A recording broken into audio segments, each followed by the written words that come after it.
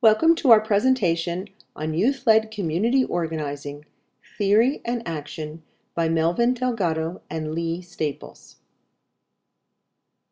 To begin, we will define youth organizing using the youth action definition as quoted by the authors. Youth organizing involves young people in a membership that does direct action against defined targets on issues that are important to young people and the community at large. Youth organizing seeks to alter power relations, creates meaningful institutional change, and develops leaders. Both authors teach multiple courses at Boston University and are the authors or co-authors of numerous publications on youth and communities. Dr. Delgado co-directs the Center for Addiction Research and Services housed within the School of Social Work. Dr. Staples coordinates the Bridge program, a program that seeks to open up access to graduate social work education for refugees and immigrants, thereby addressing critical needs in the human services workforce. The authors hope this book will appeal to both academics and practitioners, and they set forth 5 goals.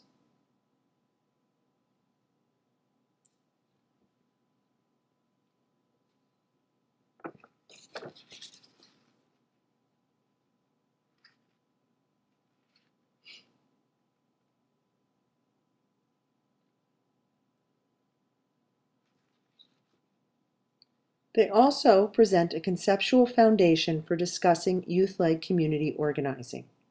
The 4 parts of the conceptual foundation are social justice, adultism, youth rights, and social and economic justice agenda. It is recognized that the definitions and foundations set forth are debatable, but the reader is asked to choose elements to embrace or dismiss, recognizing that individual viewpoints affect practice.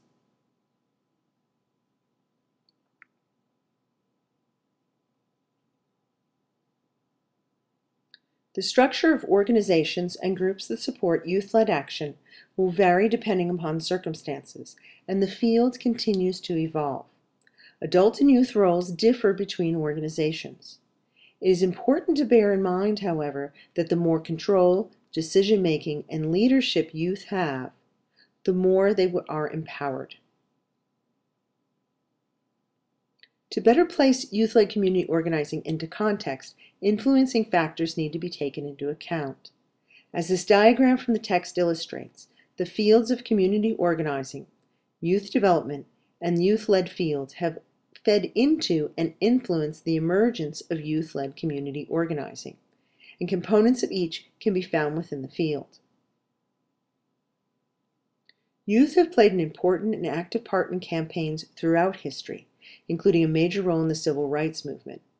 It can be argued, however, that youth as a political identity came about in the 1980s and 90s as youth moved further beyond participation into leadership roles.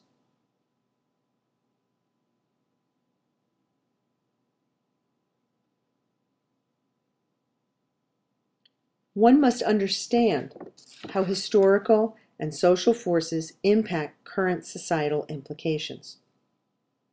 Practice is shaped by principles and analytical framework. 9 principles and 10 elements are identified by Delgado and Staples as core components of youth-led community organizing. Groups may identify new or other principles and elements that are specific to their circumstances. Youth-led community organizing must seek to be inclusive, and this does not mean exclusive. However, age restrictions may apply to determine the youth participants. Previously unrecognized subgroups should be included, and the group should reflect the population. It must embrace principles and values associated with social and economic justice. Understand the issues associated with the social and economic climate of your targeted group. Youth leaders must be supported in their quest for positive social change. Provide avenues for support and resources for the youth leaders as they seek to make changes to their society. Opportunities must be built into the organizing experience. train, mentor, and cultivate leaders. As an adult, remember guiding versus doing. Youth-led community organizing does not exclude adult involvement. Utilize your knowledge base as an adult as a tool for the youth leaders. Youth-led campaigns must be viewed as part of a long-term change agenda rather than just for short-term gains. How can these youth-led campaigns create lasting effects on the community? Youth-led campaigns must actively embrace a consciousness-raising agenda that addresses key issues of social oppression based on individual characteristics and beliefs. Social forces may possibly bring oppression. Oppression of one group can bring the oppression of many groups. We are in this together. This is serious work, but it is essential to build fun and learning into the experience. Young people are willing to learn and engage, but incorporate fun as well. Youth must share a common vision of social and economic justice goals. Strive to organize campaigns of social and economic justice as a group and share with the community. Grassroots community organizing takes place and applies the principles in 4 different arenas: turf, issue, identity, and workplace. These arenas are approached through community development or social action. The framework can be used to analyze organizations that take either approach. When analyzing a community organization, it is important to ask who wants what from whom, and how will the group accomplish its goals. When dealing with community organizing, this question can be broken down into its components: who, what, whom, and how. This figure illustrates the analytical framework. The 9 principles serve as the core around which the 10 elements of the framework are built: participation, leadership, staffing, structure, goals and objectives, target systems, strategy and tactics, finances, allies, and communications. Participatory democracy is a critical component of youth-led organizing. In practice, participatory democracy can take various forms. Adults who wish to assist youth must consider their role carefully and work towards embracing a model of helping that empowers youth. When we consider the elements of participatory democracy, such as those listed here, we see that this is a shift towards active, involved youth.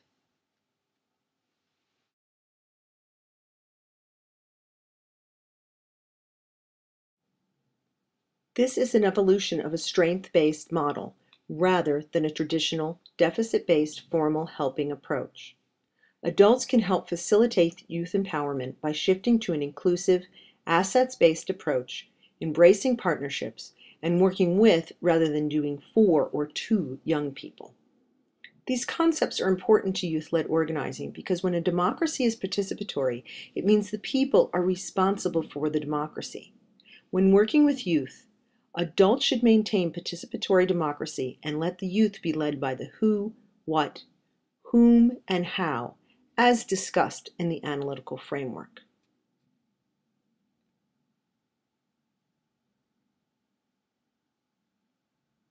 Of course, a significant consideration for youth-led community organizing is the development of youth as leaders.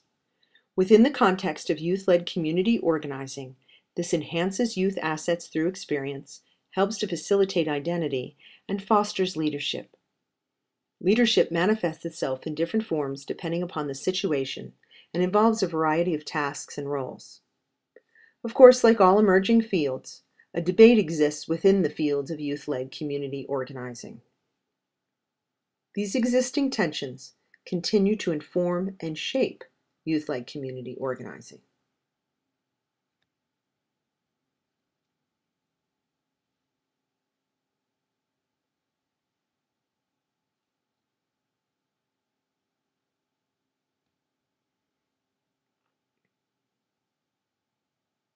The strength and stability of the field, campaigns, and organizations depends heavily on the recruitment, screening, preparation, and support of youth organizers.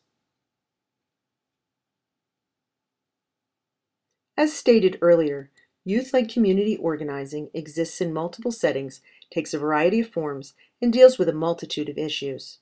However, there are shared themes across campaigns and with other models.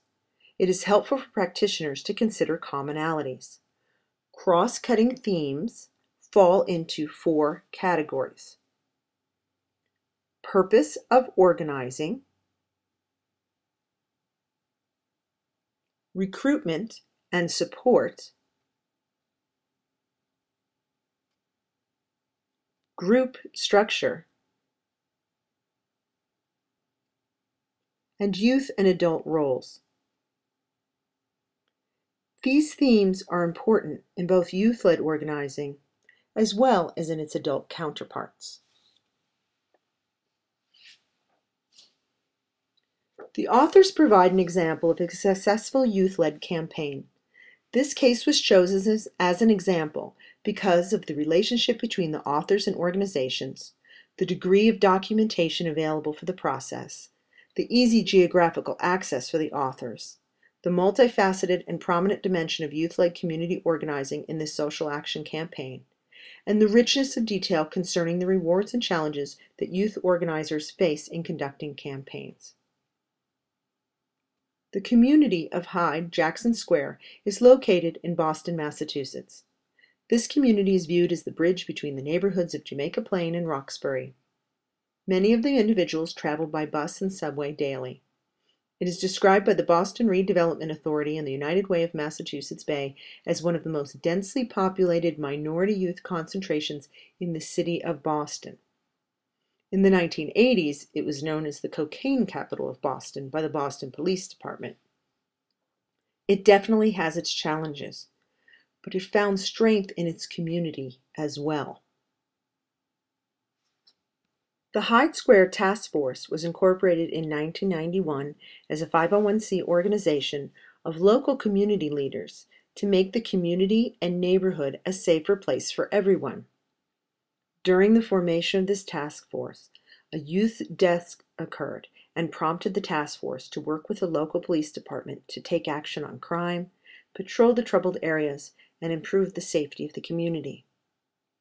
The task force then began working with the schools and noticed that there was not a family center present in the Hyde-Jackson Square area for teens and families. After finding a location of interest, now named the Jackson Square Development, they struggled with competition with a local superstore, Kmart, for the area they would put the new family center. The campaign to secure the location and build the center was started by youth.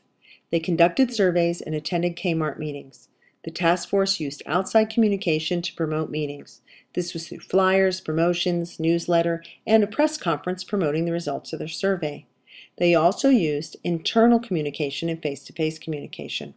The message was simple but powerful. School is out. Where do I go? Kmart? And we must be part of the process. This effort played an important role in community systems and communitas. Everyone came together to make this a reality for the local youth.